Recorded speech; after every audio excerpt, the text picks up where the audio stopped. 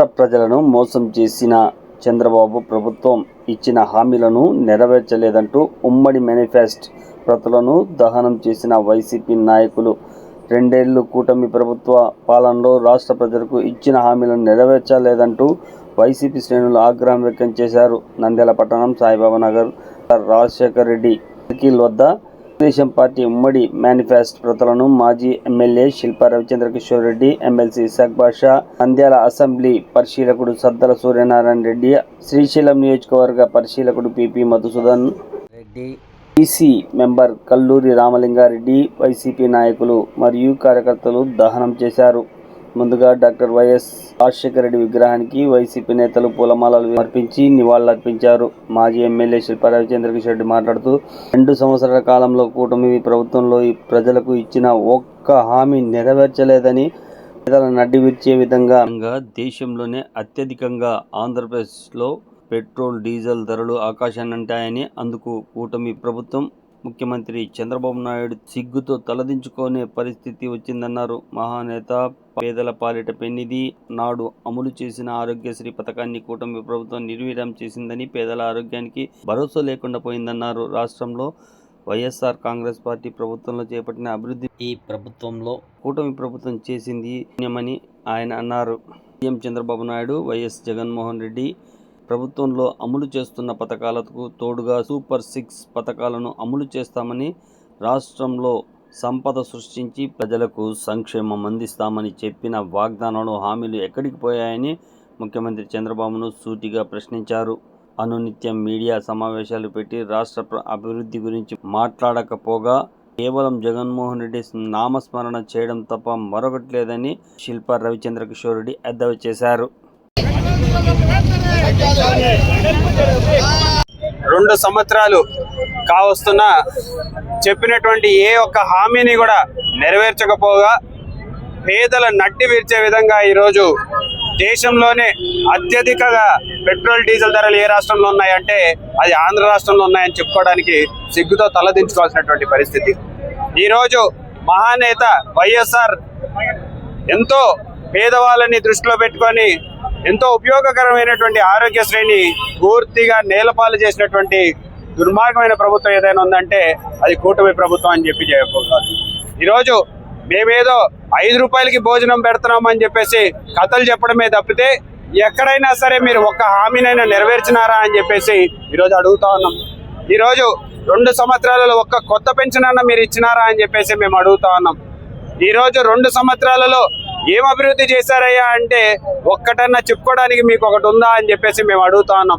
ఈరోజు జగన్మోహన్ రెడ్డి గారు తీసుకొచ్చినటువంటి పథకాలు కావచ్చు, జగన్మోహన్ రెడ్డి గారు తీసుకొచ్చినటువంటి కంపెనీలు కావచ్చు, జగన్మోహన్ రెడ్డి గారు చేసినటువంటి అభివృద్ధి పనులు తప్పితే ఈరోజు కూటమి ప్రభుత్వం వచ్చిన తర్వాత ఒక్కటన్నా కొత్త పని ప్రారంభించినారా అని చెప్పేసి మేము అడుగుతా ఉన్నాం.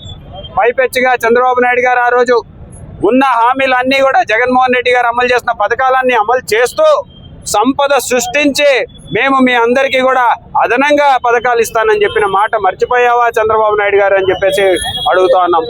ఈరోజు మేము ఒకటే కోరుతున్నాం, పొద్దున లేస్తే ప్రెస్ మీట్లు పెడతారు, పొద్దున లేస్తే మీటింగ్లు పెట్టుకుంటారు, పొద్దున లేస్తే టీవీల ముందుకు వచ్చేసి ప్రత్యక్షం అవుతారు.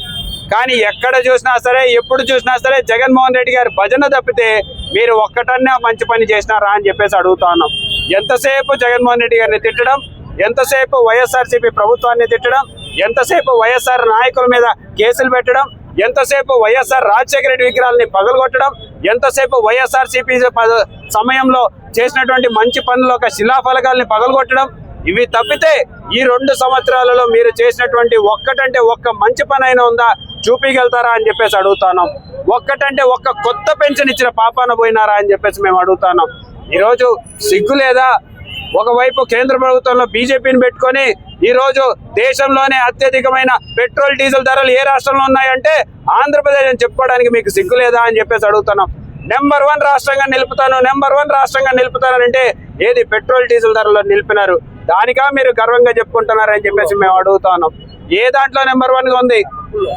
అప్పుల్లో నెంబర్ 1 రాష్ట్రం, పెట్రోల్, డీజిల్ ధరల్లో నెంబర్ 1 రాష్ట్రం, పేదవాళ్ళ నడ్డి విరచడంలో నెంబర్ 1 రాష్ట్రం తప్పితే ఏ ఒక్క పథకం కూడా ఈరోజు పూర్తి చేసినటువంటి పాపాన పోలేదు, ఒక హామీని నెరవేర్చిన పాపాన పోలేదు. రైతులు ఈరోజు గోడు వెళ్ళబోసుకుంటున్నారు. మాకు గిట్టుబాటు ధర కల్పించండి అంటున్నారు. గిట్టుబాటు ధర లేకపోతే పంట కొంటా అన్నారు. మా పంటని కొనండి అయ్యా అంటే కనికరం లేదయ్యా చంద్రబాబు నాయుడు మీకు అని చెప్పేసి మేము అడుగుతున్నాం. గతంలో మార్కెట్ ద్వారా ఏ విధంగా అయితే రాష్ట్ర ప్రభుత్వం కొనుగోలు చేసిందో మీ కళ్ళకు కనపడడం లేదా ఈ రోజు అని అడుగుతున్నాం. కేంద్ర ప్రభుత్వం కొంటేనే కొన్నట్టు, లేకపోతే రాష్ట్ర ప్రభుత్వానికి ఎటువంటి బాధ్యత లేనట్టు ఈ రోజు మీరు ప్రవర్తించడం ఎంతవరకు సమంజసమయ్యా చంద్రబాబు నాయుడు గారు అని చెప్పి మేము అడుగుతున్నాం. ఏం చేసినారు ఈ రోజు? మీ యొక్క సుపుత్రులు ఈ రోజు ఎడ్యుకేషన్ మంత్రి ఒక్క కొత్త విధానాన్ని తీసుకొచ్చినాడా అని చెప్పేసి అడుగుతున్నాం.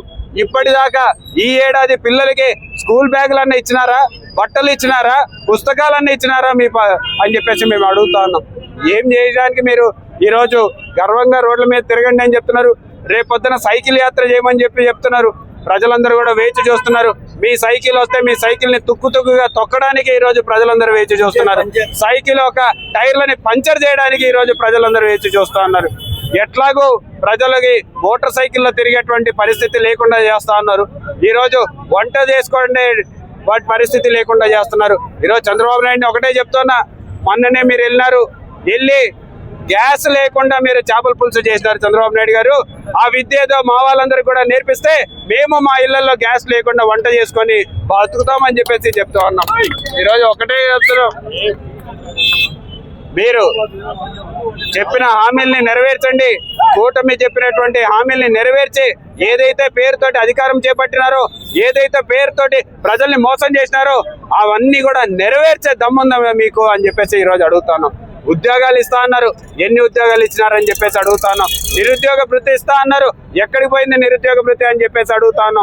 ఇంటింటి గాడికి వెళ్ళేసి సైకిల్ నీకు 18,000 నీకు 18,000 నీకు 18,000 అన్నవే, ఎక్కడా 18,000 అని చెప్పేసి ఈరోజు అడుగుతా ఉన్నాం. పోలవరం నిర్మాణాన్ని 2 సంవత్సరాల్లో పూర్తి చేస్తాను, ఎక్కడ పోలవరం అని చెప్పేసి ఈరోజు అడుగుతా ఉన్నాం. ఏం చేసినావో ఈ రోజు వరకు రాష్ట్రంలో అని చెప్పేసి అడుగుతున్నాం. అమరావతిలో 2 సంవత్సరాలు పూర్తయింది, ఒక్క బిల్డింగ్ నైనా పూర్తి చేసినావా అని చెప్పేసి ఈరోజు అడుగుతా ఉన్నాం. మరి కూటమి ప్రభుత్వం వచ్చిన తర్వాత మేము సంపద సృష్టిస్తాము, ప్రజలకి పంచుతామని చెప్పావే, ఈరోజు సంపద సృష్టి ఎక్కడ దాకా ఆగింది? కేవలం మీ నాయకుల వరకే సరిపెట్టుకున్నటువంటి పరిస్థితి ఉందా అనేది ప్రజలందరూ కూడా చర్చించుకుంటున్నారు. ఒక్కసారి ఆలోచించమని చెప్పేసి కూటమి ప్రభుత్వాన్ని కూడా కోరుతున్నాను. వెంటనే హామీల్ని నెరవేర్చాలి, పేదవాళ్ళ వైపు అండగా నిలబడమే ప్రభుత్వ ధ్యేయంగా ఉండాలని చెప్పేసి కూడా ఈరోజు గుర్తు చేస్తూ సెలవు తీసుకుంటాను. నమస్కారం. కూటమి ప్రభుత్వం వచ్చి 2 సంవత్సరాలే. ఇది దుర్దినం. 2 సంవత్సరాల్లో వాళ్ళు ఏ ఒక్క హామీని కూడా అమలు చేసిన పాపం అని చెప్పేసి నమ్మి మీకు ఓటేసి ఎంత తప్పు చేస్తారో ప్రజలకు ఇప్పుడు తెలుస్తా ఉంది. ప్రజలు ఎంత బాధపడతా ఉన్నారో ప్రజల దగ్గరికి వెళ్తే తెలుస్తుంది. మీరు రెడీ చేసుకుంటా ఉన్నారు కదా సైకిల్ యాత్ర అని, మీరు పోతే ప్రజలు ఏ రకంగా చీ కొడతారో ప్రాక్టికల్ గా మీకు తెలుస్తుంది. ఒక్క హామీని అమలు చేయలేదు మీరు. ప్రతి హామీలో మోసాలే, ప్రతి దాంట్లో ఇదే.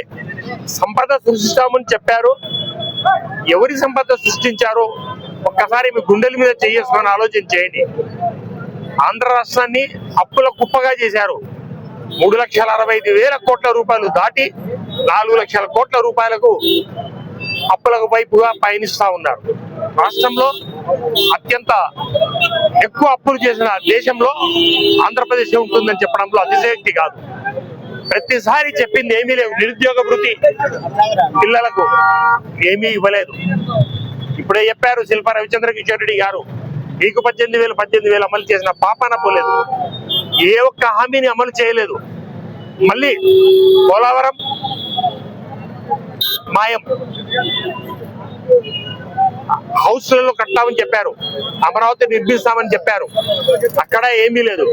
ఒక్కొక్క కాంట్రాక్టర్ కు భారతదేశంలో ఎవరు ఇవ్వనంత హైయెస్ట్ అమౌంట్ ఇచ్చి మీరు చేయడం తప్ప వేరే చేసిన పాపాన ఏదీ పోలేదు. ఎంతసేపు ఉన్నా మీ భజన పత్రికలు, మీ భజన టీవీ ఛానల్లో చెప్పిందే అబద్ధాలు చెప్పుకుంటూ మేము ఇది చేసాం అది చేసామని చెప్పడం తప్ప వేరే ఏమీ కాదు.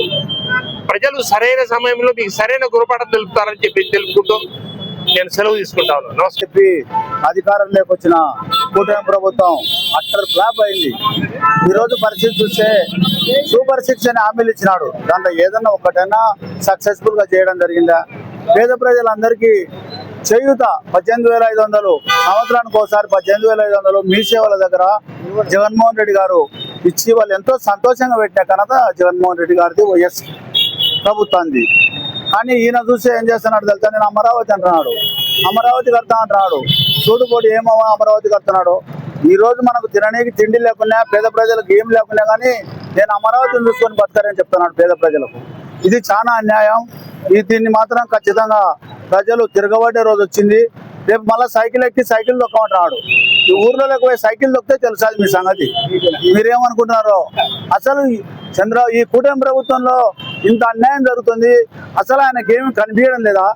ఆ రోజు ఏమన్నాడు, జగన్మోహన్ రెడ్డి ఇచ్చిన పథకాల కాడికి నేను మిన్నాకి ఇస్తాను, మళ్ళీ దానికి తోడు సూపర్ 6 ఇస్తా అన్నాడు. సూపర్ 6 ఇచ్చినాడు. ఈ రోజు సూపర్ 6 అంతా దహనం చేసి పోవడం జరుగుతుంది. ఇదే పరిపాలన కానీ ఇట్లే కొనసాగుతే నేను చెప్తాను కూటమి ప్రభుత్వం అందరికీ, కూటమి ప్రభుత్వం నాయకులందరికీ మీరుంటారా అట్టర్ ఫ్లాప్ అయ్యి ఊర్లలో తిరగకుండా లోకల్ బాడీలో మీ సంగతి ఏందో తెలుసాదని చెప్పి ఈ సభాముఖంగా తెలియజేస్తున్నాను.